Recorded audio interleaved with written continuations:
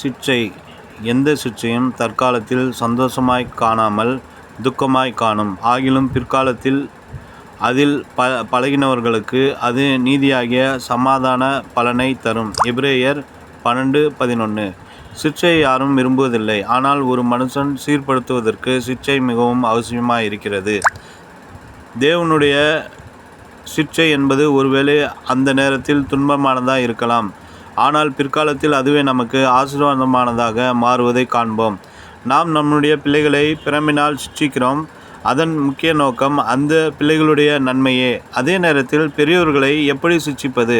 அரசாங்கம் அதற்காக பலவிதமான அபராதங்களையும் தண்டனைகளையும் சிறைக்கூடங்களையும் வைத்திருக்கிறது. இருப்பினும் உள்ளத்தில் செய்கிற பாவங்களும் அரசாங்கத்தின் கண்களில் படாதவாறு செய்கிற இரகசிய செயல்களும் ஏராளமாக இருக்கின்றன. அவைகளிலிருந்து ஒரு விசுவாசியை திருத்தும் வழி என்ன?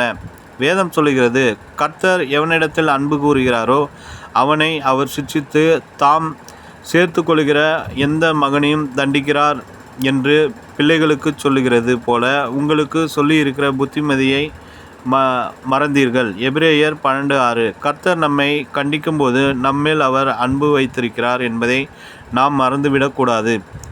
அந்த அன்பு காரணமாகவே அவர் நம்மீது அக்கறை கொண்டவராய் சிட்சைகளையும் பாடுகளையும் கஷ்டங்களையும் நம்முடைய வாழ்க்கையிலே அனுப்பி நம்மை நல்வழிப்படுத்துகிறார்.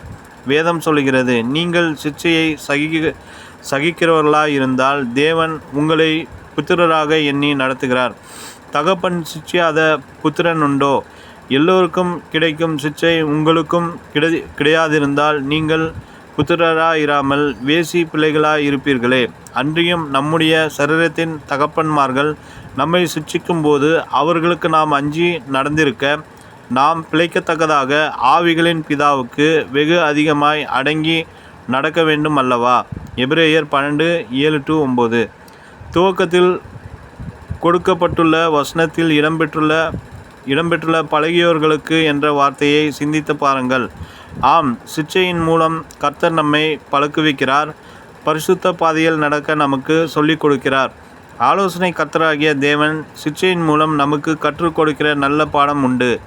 அப்பாடத்தை நாம் ஆரம்பத்திலே கை கொள்ளுவோமென்றால் அது நித்திய ராஜ்யத்திற்கு நாம் சென்று சேருகிற வரையிலும் நமக்கு போதிய பாதுகாப்பை தரும். தேவ பிள்ளைகளே, கர்த்தருடைய சிட்சையை அற்பமாக எண்ணாதீர்கள். அவர் தமது சிட்சையின் முடிவிலே உங்களை மேன்மையாய் உயர்த்துவார். கலங்காதீர்கள். நினைவிற்கு, நொறுங்குண்ட இருதயமுள்ளவர்களுக்கு கர்த்தர் சமீபமாய் இருந்து நறுங்குண்ட ஆவியுள்ளவர்களை இரட்சிக்கிறார். நீதிமானுக்கு வரும் துன்பங்கள் அநேகமாயிருக்கும்.